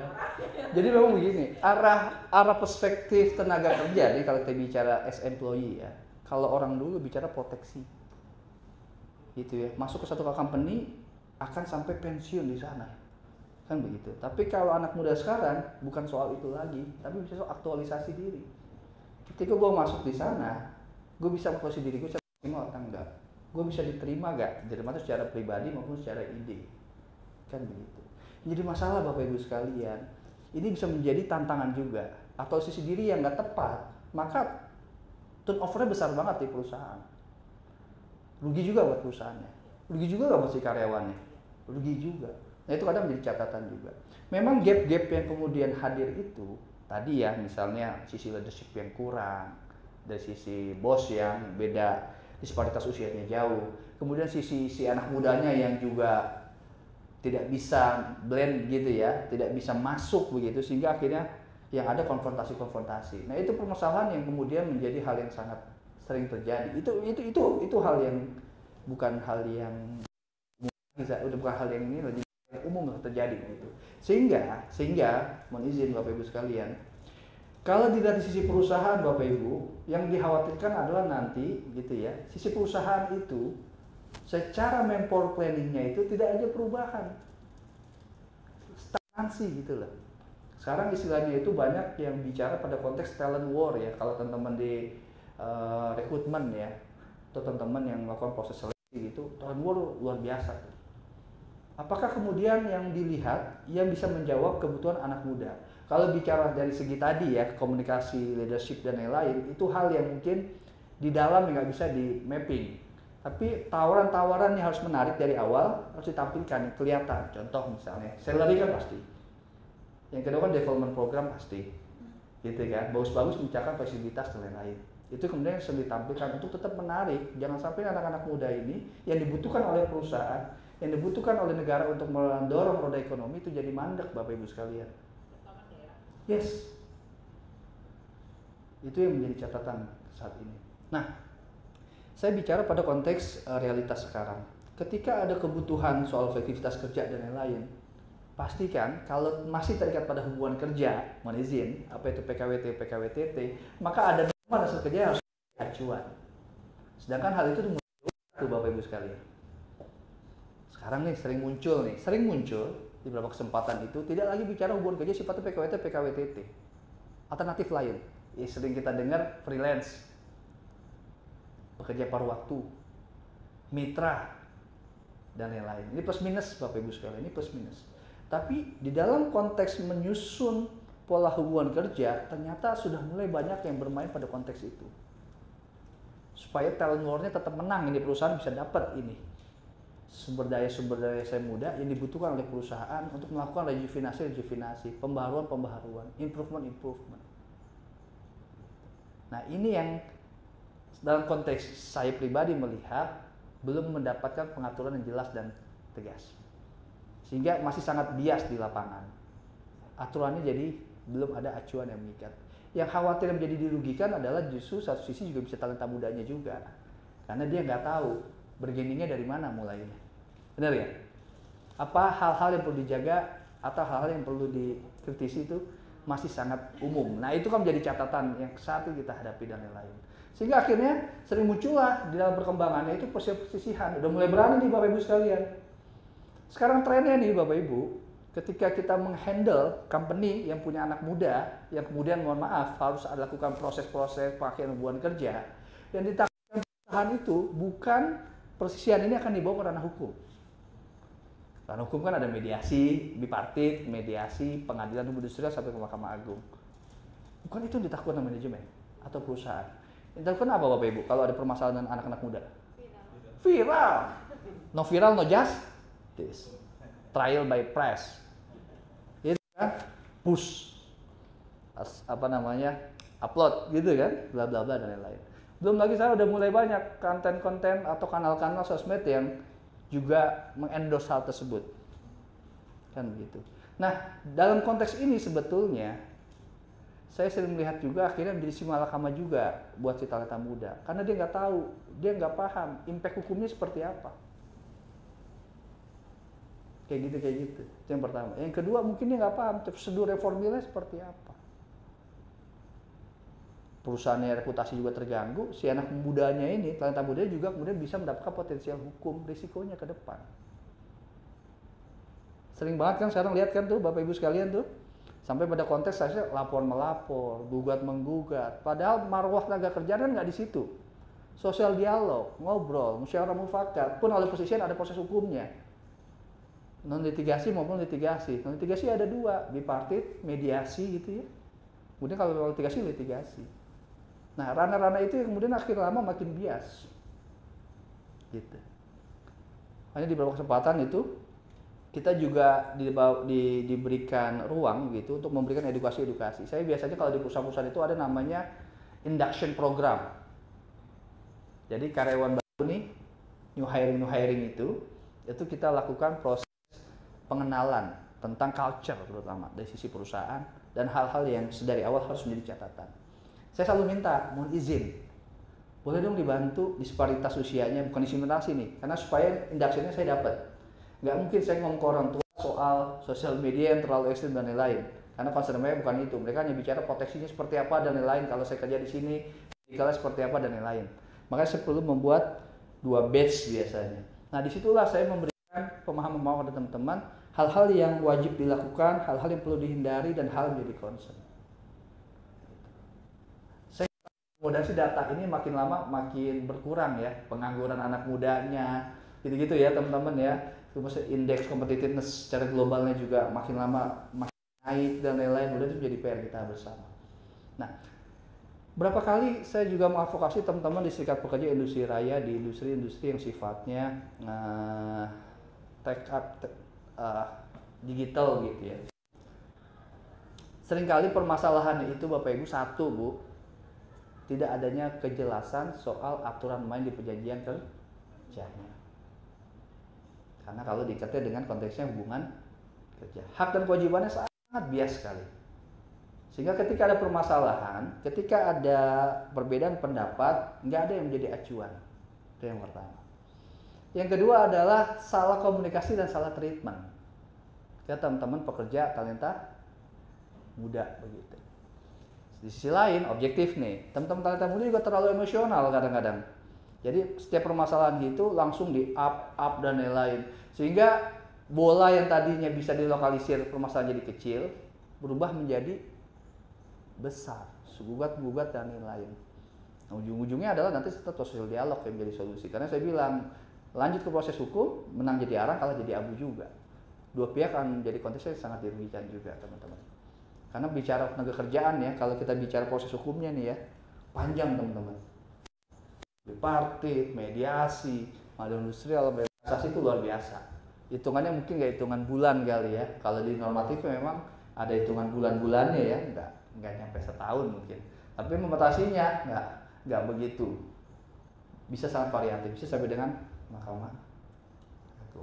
Jadi hemat saya Bapak Ibu sekalian, melihat potensial yang saat ini hadir dalam segi demografis, sebenarnya tetap melibatkan semua stakeholder dan sesuai fungsinya masing-masing. Gitu ya. Jadi besar harapan mungkin ini menjadi trigger kita untuk lebih fokus memberikan regulasi normatif dan memberikan ruang yang lebih proporsional kepada talenta muda. Yang kedua, itu jadikan mandatori sampai dengan ke akar rumput, terutama dari sisi pengusaha untuk juga memastikan itu. Saat ini Bapak Ibu sekalian, sebenarnya kalau kita mungkin perlu juga riset sekali ya, menarik tuh dengan riset tuh. Pekerja muda di industri konvensional, banking misalnya pun, itu juga kayaknya udah mulai banyak demografis anak mudanya itu bisa 50%. Gitu. Ya bagus kalau perusahaan punya concern, gitu ya. Salah satu yang menjadi biasanya di perusahaan itu menjadi fokus adalah dalam konteks employee relation-nya tuh, employee branding-nya tuh. Mungkin saat ini udah mulai bergeser ya. Rekrutmen itu sudah menggunakan sarana sosial media. Apa itu misalnya? TikTok gitu ya. Sudah mulai dalam konteks itu. Karena untuk menarik supaya anak muda ini tetap mau masuk ke perusahaan. Coba teman-teman ini tetap mau membantu pekerjaan-pekerjaan yang ada di sini perusahaan. Untuk tidak semua menjadi YouTuber ya gitu ya. Nanti anak muda kita yang membantu membangun perusahaan-perusahaan atau pengusaha-pengusaha ekonomi secara makro itu siapa kan gitu. Belum lagi beberapa fakta lain yang menarik tadi saya sampaikan di awal, banyak talenta muda potensial yang akhirnya beraktualisasi diri di tempat lain kan gitu ya. Saya sebenarnya tadi mau riset, mau ambil data dari bagaimana sih talenta muda di negara-negara lain gitu ya. Tapi belum cukup datanya, jadi belum saya tampilkan. Tapi secara makro sih saya lihat di ASEAN pun talenta muda itu sudah mendapatkan ruang yang bagus banget tuh. Itu ya. Bagaimana peningkatan kompetensi dan udah mulai didorong. Sebenarnya kita sudah mulai ke arah situ ya, bagaimana peningkatan kompetensi lewat SKNI dan lain-lain. Nah, mungkin akan lebih optimal ketika mensasar pada job-job tanda kutip ya yang memang sesuai dengan kebutuhan zaman untuk anak muda saat ini. Meskipun udah mulai nih ya, barista pun sekarang udah ada SKNI-nya ya, masalah ya. Dan beberapa sudah ada dan lain-lain. Nanti PR-nya setelah itu dilakukan tetap adalah menciptakan pasar kerjanya kan gitu ya. Ini jadi PR kita bersama tuh. Supaya mereka terabsorb di sisi perusahaan. Mungkin itu dulu, mau ada yang tanya, monggo silakan. Lebih enak diskusi. Kalau ada yang akan monggo silakan. Oke, terima kasih Bang Isnan, tadi sudah panjang banget ya menjelaskan ke kita. Ini Bang tadi ada pesan masuk ya, ada pertanyaan dari talenta muda. Secara garis besar pertanyaan terkait dengan magang Bang. Agang, baik. Ya. Tidak sedikit magang itu, ini mungkin ya sedikit keluhan ya, curcolnya dari si pelaku magang. Jadi dia peserta magang ya, peserta magang ya Bang ya? Ya, peserta dia magang. Oke. di tempat magang, sorry to say, diperlakukan ataupun diberikan tugas banyak banget, sedikit masuk kepada intimidasi katanya Bang. Oh, oke. Sedangkan dia mempertanyakan hak dia sebagai seorang mahasiswa yang magang, kewajiban magang untuk menunjang dia pasca kuliah gitu. Nah, kira-kira acuan apa yang bisa mendukung dia sebagai seorang magang dan kemudian mungkin hak dan kewajiban perusahaan seperti apa, hak dan kewajiban dalam yang magang itu seperti apa? Itu Bang. Oke, baik. Soal magang sebenarnya sudah ada definitif regulasi yang mengatur dari Permenaker tahun 2016 ya, nomor 6 kalau salah, nomor 6 tahun 2016. Kalau nggak salah itu ya. Definitif, tegas dan jelas mengatur tentang hak dan kewajiban baik si penyelenggara pemagangan, dalam hal ini perusahaan mungkin salah satunya. Yang kedua adalah peserta pemagangan. Oke, itu yang pertama. Yang kedua, kita perlu pahami dulu Bapak Ibu sekalian, teman-teman, apa yang menjadi tujuan utama adanya pemagangan. Pemagangan itu kan bukan konteksnya hubungan kerja sebetulnya. Benar gak?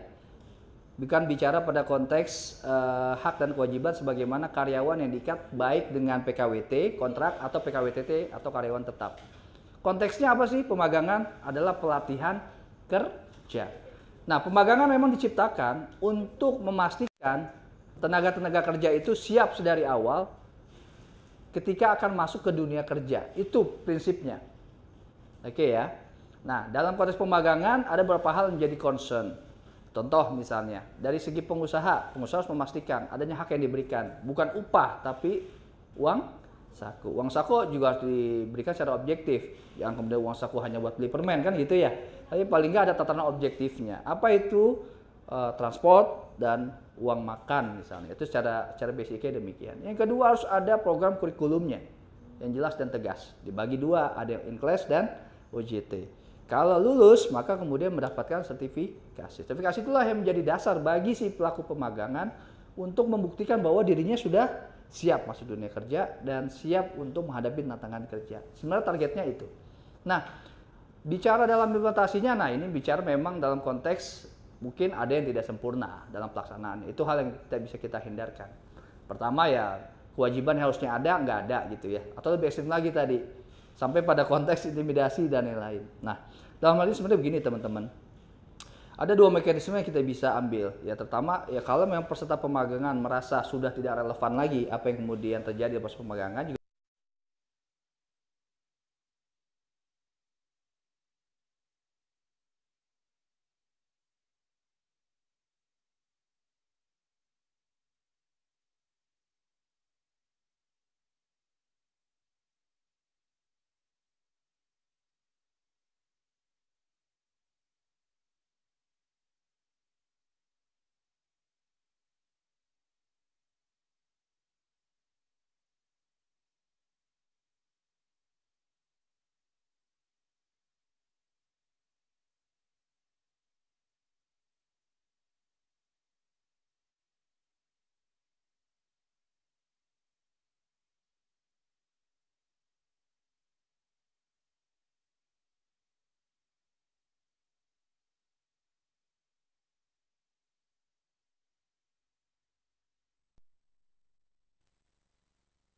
Nah, kadang ini yang menjadi concern, pelaku pemagangan yang kemudian nakal, tanda kutip ya, mengakali pemagangan sebagai bentuk, mohon maaf, ekstrim, upah murah, itu ya, tentunya juga harus kita kritisi. Salah satunya peran aktif dari kita punya tools namanya pengawas tenaga kerjaan sebetulnya. Nah, ya. Itu tools sedari awal yang sering saya dorong begitu. Jangan sampai tenaga kerjaan ini selalu berimpact pada aspek hulu perselisihan. Gitu ya. Bisa jadi aspek itu. Monggo Bu, narik. Aku izin ya. Jadi nggak enak nih. Saya mulut kayaknya. Oh nggak apa-apa jadi seru. Ya, nggak. Satu sisi sebagai kasarnya yang punya pengawas ketenagakerjaan karena emang di negeri kita ya. Betul. Di taraf provinsi berdasarkan curhatan ya, bukan curhatan saya, berdasarkan curhatan dari dinas di daerah, terutama kabupaten kota, apalagi setelah pindah ke provinsi itu rata-rata mereka mengeluhkan tidak adanya tanggung jawab lah, bukan tanggung jawab yang mungkin keterlibatan dari pengawas ketika mereka mau melakukan entah jejak kanvassing atau misalnya menegur perusahaan gitu, karena memang tanda kutip ya hanya kepada pengawas perusahaan itu takut tanda kutip ya, tapi kepada yang lain lah di dinas itu hanya pengawas, ada dari lantas juga, ada dari pengantar kerja, dan mereka seperti nggak dianggap pengalaman, dan kebanyakan juga dari dinas juga curcol gitu kan, ketika kebetulan substansi saya adalah job fair, melakukan job fair di setiap kabupaten kota dan provinsi gitu kan, tapi rata-rata ketika dari dinas menginginkan kalau bisa misalnya saya mengadakan job fair di Jepara, hanya khusus warga Jepara lah, pemuda atau talent muda yang di Jepara yang boleh masuk atau misalnya jadi karyawan mereka. Tapi kembalikan lagi gitu kan, ketika anggap talent harus saya dong, tapi dia tidak menyadari mereka tidak punya skill yang diinginkan oleh perusahaan, dan itu tapi tidak membuka pikiran mereka gitu, tapi mereka merasa ya kan saya warga sini, lokal, saya harus utamakan gitu kan, tapi kan ternyata nggak segampang itu ya. Sepakat. Kan, kayak gitu. Dan memang balik lagi, walaupun mungkin orang bilang kalau kita anggap ya di sini di Jakarta lebih berkuasa, tidak menjadi jaminan juga. Ya itu makanya gitu, katakan pengawas yang sudah provinsi, terus mereka hanya berlaku anggap di provinsi. Kan? Karena kan mereka kabupaten kota tuh jaraknya kan lumayan ya. Ada yang nyebrang pulau, ada yang bisa berhari-hari gitu kan, berjam-jam gitu kan. Itu kan nggak mungkin yang tindak lanjutnya cepet lah gitu kan, bahkan baik penonton itu belum tentu gitu kan. Dan gimana ya gitu ya kan, maksudnya gini, bukan menjadi anggap kita harus perusahaan harus seperti ini, bla-bla, kita juga bisa menuntut mereka seperti itu. Begitu juga anggap entah itu dari dinas ketenagakerjaan maupun yang dinas yang lainnya gitu kan. Dan juga dari kita juga tidak menyalahkan talenta mudanya juga gitu kan. Mungkin saya melihat siklus itu terjadi sudah mungkin sudah bukan puluhan tahun ya, sudah ribuan tahun, dan memang agak susah untuk merubah mindset semuanya untuk menjadi satu kesatuan gitu kan, karena mereka selalu walaupun entah itu pikiran atau apa itu ternyata memang. Jadi artinya ini kayak benang kusut kan Bu ya gitu ya. Betul. Nah artinya perlu ada konduktor yang melakukan dan mengontrol ritmik ini supaya pada arah yang diharapkan kan gitu ya. Disinilah sebetulnya tanda kutip ya, saya pribadi ya, perusahaan pemerintah menjadi punya kewenangan yang luas untuk mengatur hal tersebut sebagai pihak yang bisa memberikan batasan-batasan norma yang pihak seperti itu. Yes. Tapi kenyataan di lapangan tidak berbicara seperti itu. Yes. Karena entah pemerintah kota, daerah atau provinsi pun mempunyai unsur kepentingan yang masing-masing. Yes. Dan itu nggak akan kita bisa pungkiri dan nggak akan bisa hilangkan begitu saja. Yes. Dan itu memang selalu menjadi bumerang baik dari kami maupun pemerintah daerah, perusahaan dan itu, dan ya itu benar. Nah, khususnya nggak akan bisa teruraikan sampai kapanpun saya lihat ya. Walaupun. Tapi jangan pesimis Bu, jangan pesimis. Memang nggak mau pesimis. Saya selalu menyarankan ke dinas gitu kan, ya diinfokan ke talenta mudanya gitu kan. Maksudnya ketika mereka mau pekerjaan di situ, dikasih hasil mereka. Jangan, oke, gue lulusan anggap nih, maaf ya nggak bawa nama instansi. Kalau saya lulusan dari UI, PK saya 4 kurikulum vitae, gitu kan. Tapi mohon maaf ya, tidak menjadi jaminan gitu kan ketika Anda masuk di dunia kerja itu segampang ketika Anda lulus dengan bangganya gitu. Betul. Mohon maaf, tapi ketika misalnya Anda ini talenta muda sekarang mendapatkan gaji yang besar lah ya kan, dengan keuntungan benefit yang ada itu ya nggak cuma hanya dari ini angka gitu, tidak bermain angka dari IPK yang ada, tapi harus dilihat, apalagi kebanyakan dengan gaji sekian biasanya rata-rata yang perusahaan luar lah ya seperti itu. Maksudnya kenapa kebanyakan orang-orang mungkin ketika dia punya kualitas yang bagus itu lebih baik saya kerja di luar negeri lebih dihargai dengan gaji yang sekian-sekian dibanding saya kerja di sini, tapi ya underestimate lah seperti itu. Jadi memang begini, kalau secara teoretikalnya ya, beban pertanggungjawaban itu ada di negara. Itu nggak bisa dipungkiri itu. Dibilang atau enggak, tetap negara dalam hal ini pemerintah yang punya tanggung jawab untuk konteks itu. Itu yang pertama. Nah mungkin memang dalam pelaksanaannya dia nggak bisa berdiri sendiri. Itu agree. Harus ada dukungan pemerintah daerah, itu saya agree. Tapi sebetulnya dalam konteks struktural itu struktural ya. Ada juga yang sifatnya non struktural bisa menjadi salah satu supporting sistemnya. Mulai dari, mohon maaf, yang mungkin kita bisa optimalkan adalah basis komunitas-komunitas, civil society dan lain-lain, ini secara teoretikalnya ya.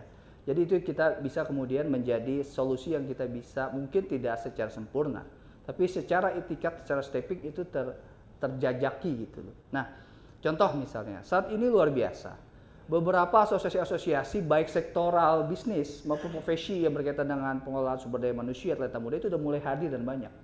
Kalau negara kesulitan, bisa juga mengakomodir hal tersebut sebetulnya. Untuk menjadikan dua hal, supporting system dalam memastikan pengelolaan talenta mudanya, dan kedua adalah fungsi pengawasannya. Nah itu menjadi memang di beberapa kesempatan belum sampai pada tataran yang terintegrasi ya. Di beberapa kesempatan masih berjalan secara parsial. Saya kemarin baru membentuk P3HII, Perhimpunan Praktisi Profesional Hubungan Industrial Indonesia. Karena kenapa? Profesi hubungan industrial belum mendapatkan tempatnya.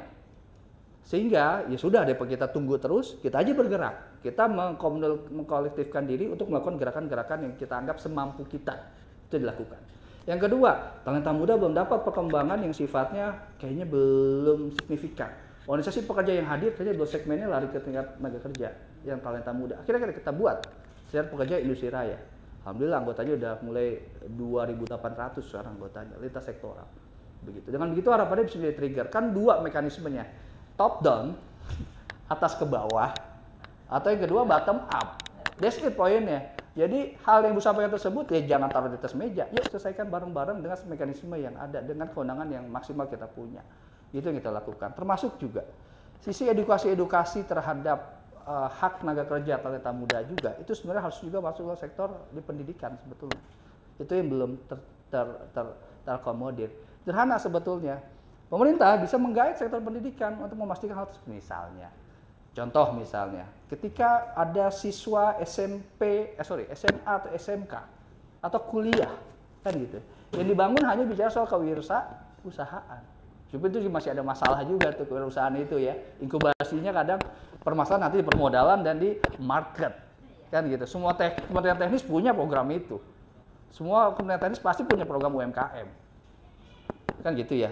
Tapi tidak ada kemudian yang memberikan pemahaman gitu ya tentang bagaimana ketika mungkin ada lulusan-lulusan yang akan menjadi profesional, terutama masuk ke sektor pekerja formal. Nah, itu yang kemudian mungkin secara prinsip saya sebenarnya melihat bahwa bisa masuk ke ranah itu, memberikan awareness-nya dulu di awal. Awareness sudah ada, tinggal pilihan. Tetap mau melaksanakan itu atau enggak, itu kan pilihan. Yang jadi masalah adalah nggak ada pilihan karena awareness-nya nggak ada. Sehingga akhirnya yakin menjadi terus-menerus begitu.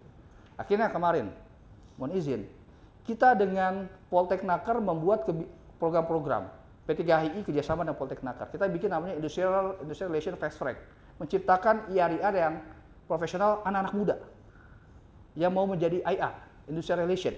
Karena lumayan Industrial Relation sekarang udah dapatkan posisi yang bagus, gajinya udah bagus. Karena nggak mudah nyari Industrial Relation.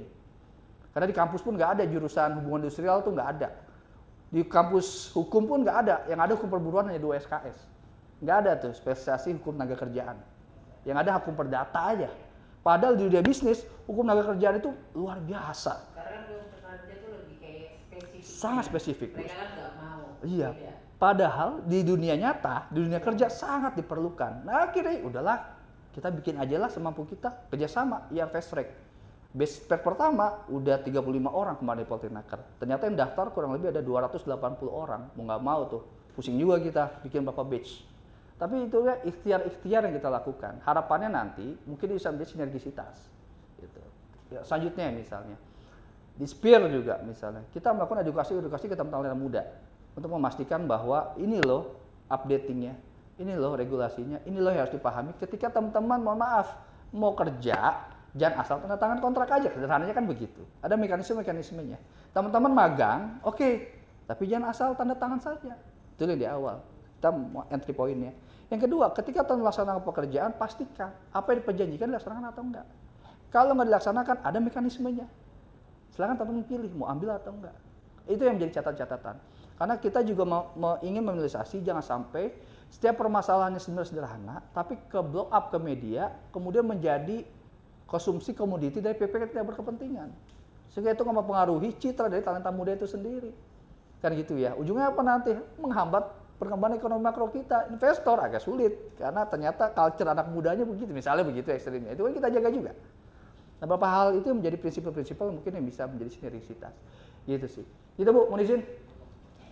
Emang masalahnya saya paham betul Bu, di lapangan juga. Aduh, kalau teman-teman karena kami terbiasa dianggaplah di lapangan dan mungkin itu belum secara luas banget ya persoalan dari dinas-dinas kabupaten kota gitu kan. Cuman memang kalau melihat dari patternnya gitu patternnya, kan, yes. itu ya mekanismenya selalu berjalan seperti itu every day, hours, every minute gitu kan. Jadi kita kalaupun mereka bercerita ke kami, datang ke kami gitu kan, mau minta terutama terkait dengan pengawasan, kami kan juga tidak bisa yes Bu, betul. Mengintervensi dari pengawas karena kan itu kami kembali yang punya karena kan kembali ke provinsi ya. Yes. Seperti itu. Makanya betul Bu, betul. Iya, kadang ya apalagi saya nanti punya anak nanti polanya kan nanti kan berbeda lagi ketika anak saya nanti dewasa kayak gitu ya. Semua kan, punya zamannya masing-masing Bu ya, betul. Ya memang berarti saya harus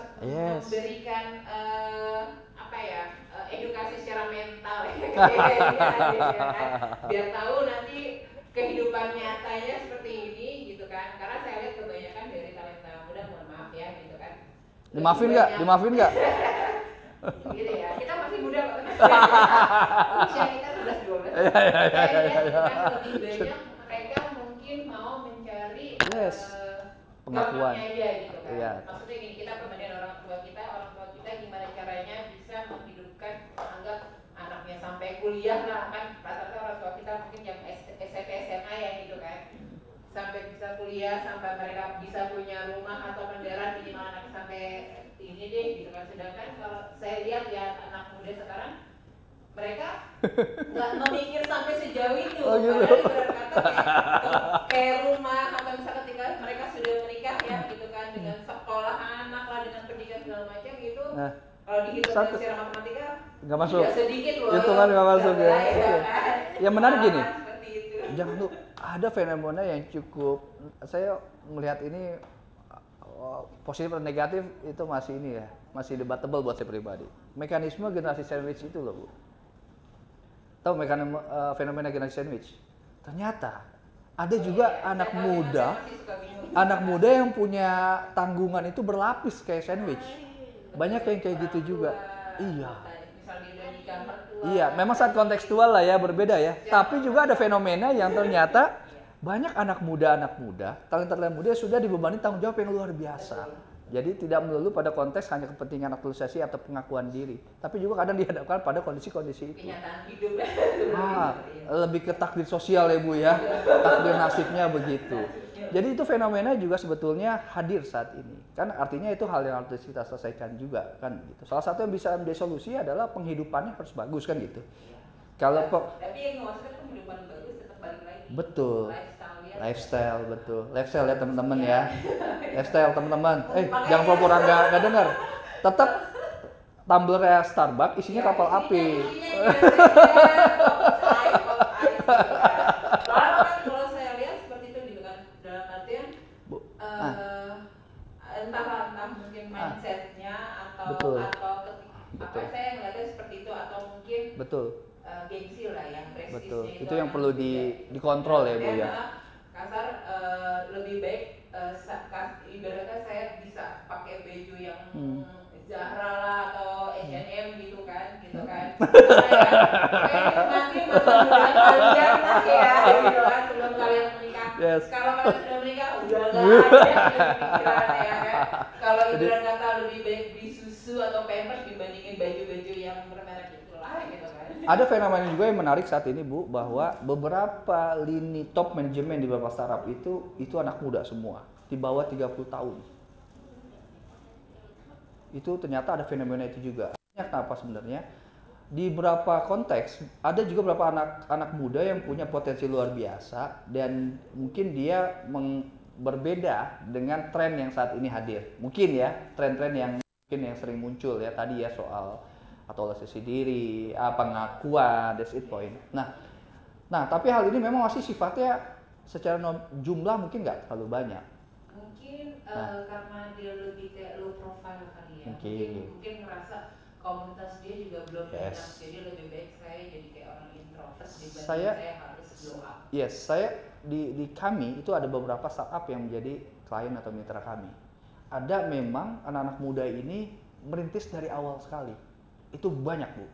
Dari berangkat dari orang-orang daerah gitu ya, memang dapat kesempatan pendidikan beasiswa, tapi kita kembangkan kemudian dia menjadi salah satu entry point dia untuk membuat bisnis startup yang saat ini sedang dapat momentumnya begitu. Cara itu yang pertama. Motivasinya itu yang kadang Yes. Makanya memang kalau kebanyakan orang daerah karena apa, mungkin dia yang kehidupan dia lamanya tuh mau gitu kan, mungkin dia susah atau apa mungkin secara ekonomi gitu kan, makanya dia punya motivasi seperti itu, gimana caranya minimal untuk keluarga dia dulu gitu kan, kemudian dia akan orang luar untuk menjadi misalnya jadi pekerjaan dia seperti itu. Artinya apa? Ya ada juga beberapa memang punya tarik sosial yang bagus memang, kemudian punya pendidikan aksesibilitas yang lebih mumpuni begitu dibanding yang lain. Nah itu juga menjadi cikal bakal mungkin awalnya dia bisa mengembangkan bisnis startupnya. Ada variasinya. Tapi ingin yang coba saya garis bawahi bahwa talenta muda itu mau di challenge apapun bisa sebetulnya. Bisa Bu. Motivasi diri, aksesibilitas, pembukaan ruang dan lain-lain begitu. Nah, supaya tidak menjadi bias karena setiap orang punya subjektivitas masing-masing. Jadi selalu dorong, tetap harus ada tataran normatif yang memberikan peluang untuk itu. Sehingga ini menjadi sifatnya mandatory. Kan gitu. Ini bukan diskriminasi hemat saya, tapi bagaimana memastikan objek yang menjadi target utama itu tersasar.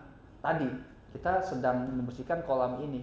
Karena kolam ini yang perlu kita bersihkan atau pot yang perlu kita pupuk. Ini udah subur yang ini, yang usah dikasih pupuk lagi, nanti malah mati dia karena kebanyakan pupuk, gitu. Tapi ini kita perlu stimulan itu pasti akan banyak, bukan tugas yang mudah pasti, bukan tugas yang murah pasti, tapi pasti semangat saat ini semangat stakeholder itu sudah mulai pada arah yang sama, tinggal perlu konduktornya yang kemudian ritmiknya, gitu. Ada yang sangat memberikan ruang, perusahaan banyak banget Bu. Sekarang itu lagi tren di beberapa perusahaan itu untuk engage karyawan milenialnya itu diberikan development program, pendidikan, studi yang sifatnya formal, S1, S2, S3 gitu. Karena mereka mohon maaf mungkin bukan bicara salary misalnya, gitu ya, tapi dia perlu peningkatan kapasitas.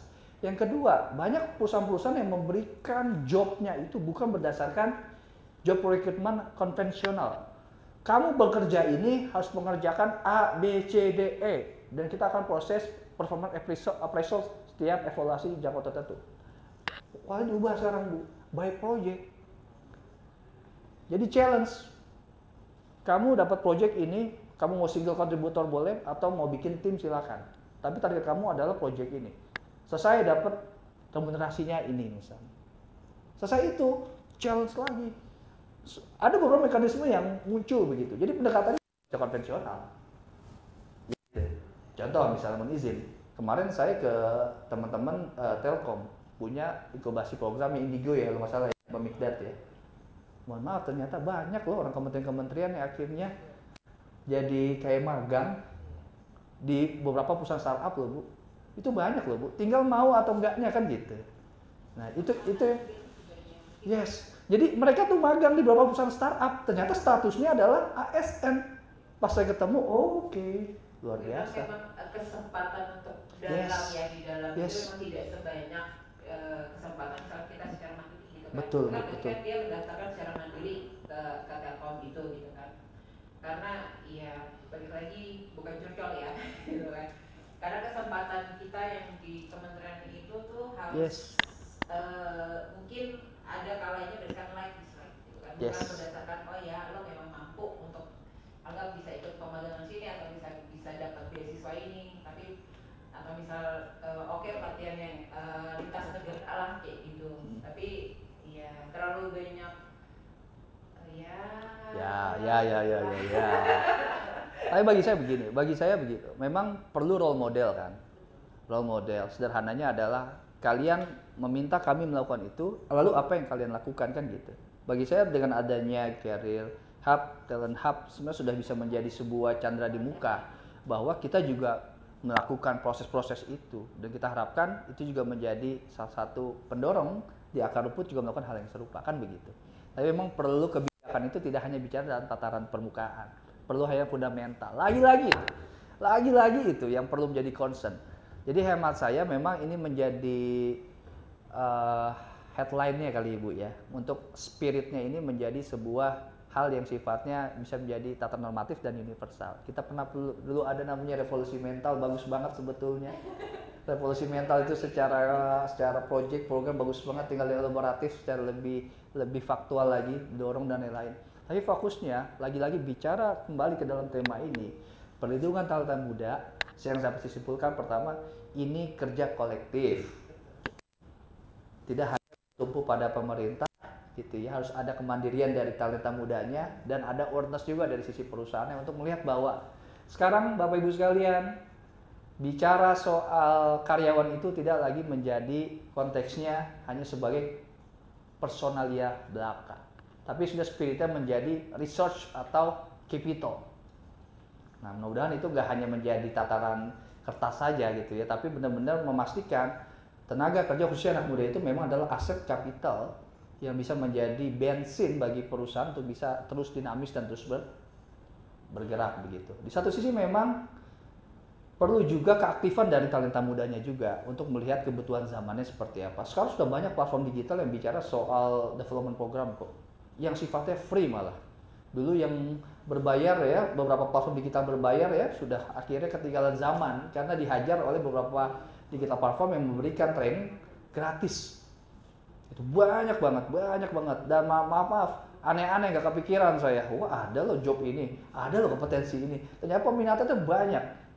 Saya pernah dapat undangan di salah satu startup soal training development, ya dicerita tuh ada pelatihan apa ya, saya nggak tahu, ada ya tanah lakukan juga tuh, apa tuh mas yang digital tuh web developer apa gitu. Waduh, ternyata peminatnya banyak banget ya, banyak banget. Lebih dibandingkan yang sifatnya konvensional ya. Konvensional mohon maaf, misalnya training soal mengelola bisnis general itu malah nggak terlalu lah. Tapi yang sifatnya spesifik profesional begitu malah luar biasa, malah bisa batch mereka.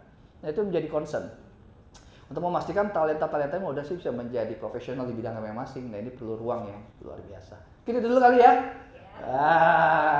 Nggak habis-habis Bu ya, siap. Yang penting jangan ada persisihan di antara kita ya, gitu ya, ketika bicara soal talenta muda.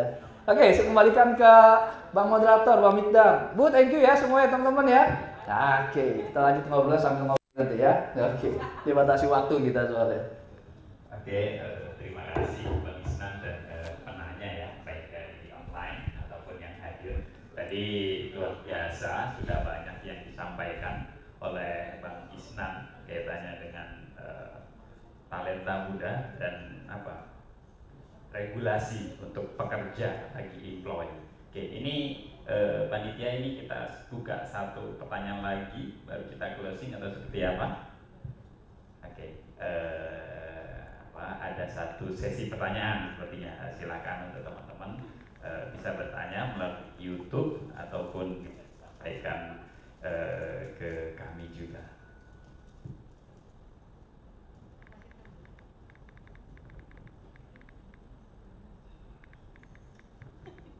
Oke, karena ternyata Cak Miki masih ini sih Bang, izin bertanya. Tadi sempat disinggung mengenai outsourcing. Yes. Beberapa kali saya melihat bahwa orang-orang yang dimasukkan ke outsourcing itu biasanya rata-rata anak-anak yang baru fresh, yang baru lulus, entah itu lulus sekolah SMK, yes, atau baru selesai dari S1-nya gitu. Okay. Karena belum banyak pengalaman. Yes. Tapi masalahnya adalah keseringan outsourcing itu, dengan kita masuk ke outsourcing kita tidak hak yang sama dengan karyawan organik. Oke. Yang mau saya tanyakan, apa yang harus kita lakukan kalau kita terjebak di sourcing tersebut, dan apa yang harus dilakukan, langkah yang dilakukan oleh pemerintah untuk memberikan solusi terhadap ketidaksamaan, gitu kan? Benar, tidak keadilan buat saya, dan kasta. Saya tidak kasta antara karyawan organik dan karyawan outsourcing back.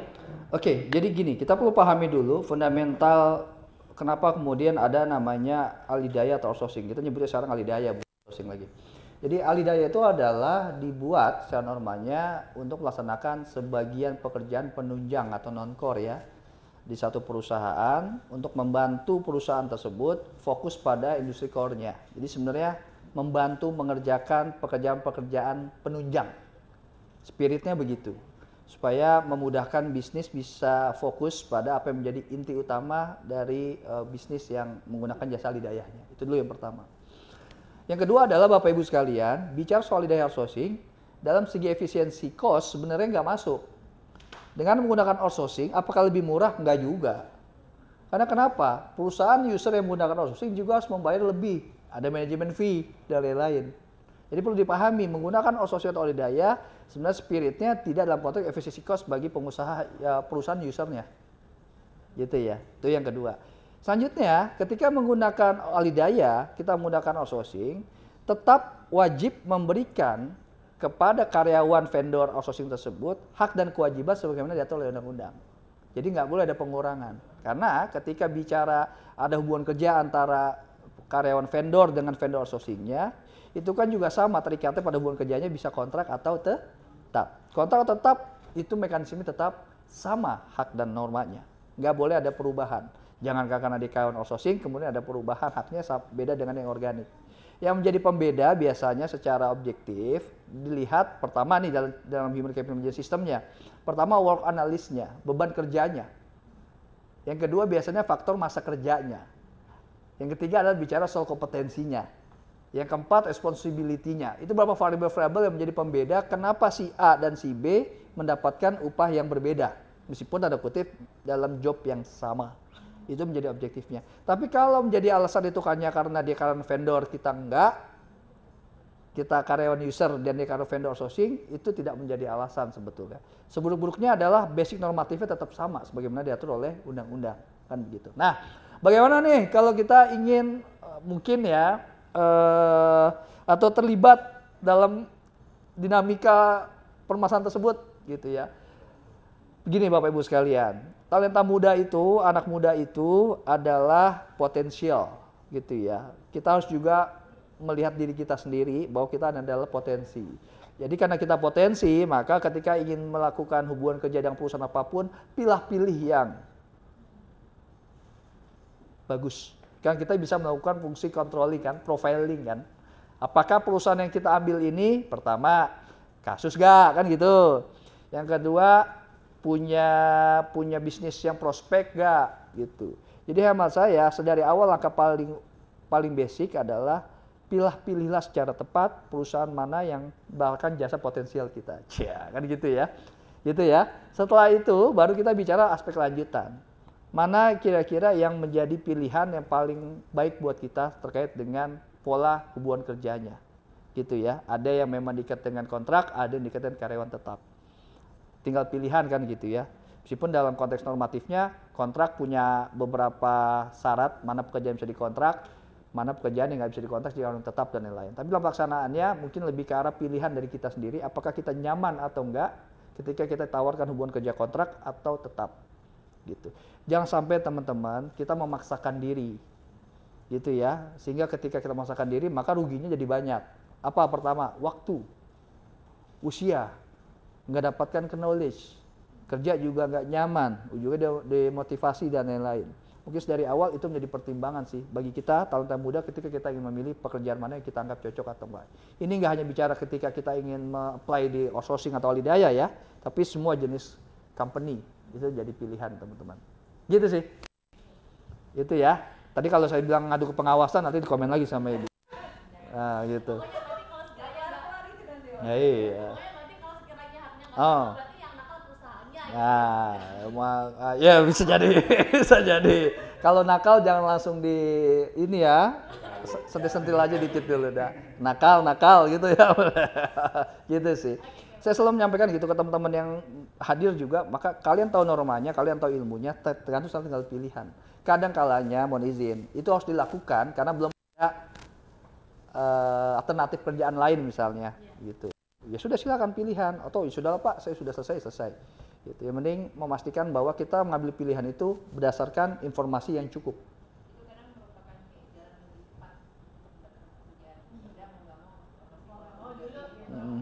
Ya, kembali ke pilihan tentunya. Kembali ke pilihan untuk melihat apakah itu rasional atau logik buat kita atau enggak. Tergantung kebutuhan. Tapi pastikan paham dulu normanya. Kadang jangan menjadikan kondisi keterpaksaan itu menjadi pilihan. Itu jadi gitu. Jadi makanya fungsi kita nih memberikan edukasi seperti ini gitu. Ya, Mas Mikdam ya. Mas Mikdam akan sering menjadi moderator nih. Oke, terima kasih kepada Mbak Mufi yang sudah menanya, mungkin sekaligus pertanyaan terakhir. Sebelum kita tutup ya, sedikit gua izin memberikan kesimpulan, membacakan kesimpulan. Cek.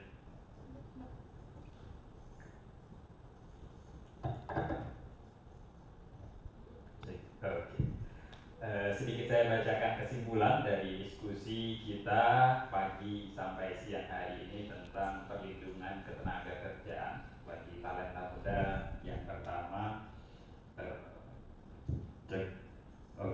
hari ini kelebihan demografis khususnya bagi negara kita itu jangan sampai hanya menjadi hambatan atau bahkan tantangan saja, tapi ini tugas kita bersama bagaimana talenta-talenta muda bisa punya pengalaman, bisa punya skill untuk bisa terus mengikuti kaitannya dengan future jobs, pekerjaan, bukan malah takut dengan perkembangan teknologi. Oke, yang kedua fenomena viral yang hari ini sering atau bahkan sedang meningkat ya, jadi ada permasalahan dikit langsung viral. Itu sebenarnya kalau tadi Bang Isnan sampaikan, kalau ditarik itu sebenarnya dapat merugikan keduanya, secara perusahaan ataupun secara personal. Maka kita tidak salah juga untuk kembali kepada norma. Kita punya bangsa yang rukun gitu ya. Kita mulai dengan diskusi, dengan ngobrol, bagaimana mencari solusi. Yes, jadi, betul. Bagi talenta muda yang jiwanya ini sangat berapi-api gitu ya, nggak mau kalah. Nah, ini sedikit bijak ya, karena itu juga akan menunjang pekerjaan teman-teman. Yes. Kemudian juga fenomena PHK itu juga sebenarnya bukan bentuk esensi juga, bukan bentuk efisiensi maksudnya, tapi banyak hal-hal yang harus dipertimbangkan oleh perusahaan. Oke, dan mungkin terakhir hari ini kita kan ada yang namanya gap pekerjaan, baik di perusahaan ataupun mungkin di instansi teman-teman bekerja, di mana mungkin gap antara boomers dengan Gen Z dan generasi milenial. Nah, ini artinya bagaimana kita saling mendengar, kita bisa saling diskusi, jangan sampai yang boomers punya pemikiran sendiri, yang generasi milenial atau Gen Z punya sendiri, jadi ujungnya berantem doang gitu ya, nggak ketemu solusinya. Nah, ini yang harus dicari solusi bersama dan bagaimana kita mengedepankan dan tadi seandainya nanti dalam pekerjaan teman-teman semua ada masalah, jangan lupa kita ada vokasi hukum gitu ya, untuk yang membantu atau memberikan perlindungan kepada teman-teman talenta muda, baik itu yang swasta ya, atau mungkin bisa langsung yang disediakan oleh kementerian. Oke, terima kasih, itu saja untuk talenta-talenta muda. Jangan lupa ikuti kegiatan rutin kita, diskusi seperti ini untuk meningkatkan pengetahuan juga. Skill. Sebelum kita akhiri, saya mungkin ingin mendengar closing statement. Nanti kita tutup dengan tepuk tangan ya. Setelah itu mungkin kita foto bersama. Oke, kita menunggu ataupun kita dengarkan closing statement dari Bang Isnan tentang diskusi siang hari ini. Oke, saya senang diskusi ini adalah salah satu pemantik untuk memastikan bahwa kita tetap aware gitu dan kita juga punya concern. Meskipun tadi permasalahannya itu bukan permasalahan yang sangat simple ya, tapi nggak ada salahnya kita harus mencoba untuk memastikan setidaknya mungkin ada ikhtiar pelan-pelan gitu ya, permasalahan yang rumit ini mungkin menemukan ruang solusinya, kan gitu ya. Bicara soal talenta muda itu bicara soal bangsa sebetulnya. Jadi nggak boleh sembarang dan nggak boleh kemudian dikesampingkan gitu atau dipandang sebelah mata, gitu ya. Jadi bangsa ini akan maju atau enggaknya ya dari pengelolaan talenta mudanya, sebetulnya. Kan begitu. Itu yang harusnya menjadi concern. Besar harapan ini menjadi perhatian kita bersama, semua stakeholder. Itu ya, pemerintah, pengusaha, pekerja, civil society, pers, dan semualah pokoknya. Itu kita memberikan ruang bagi bangsa, anak bangsa, ada bangsa ini bisa tumbuh di rumahnya sendiri, kan gitu.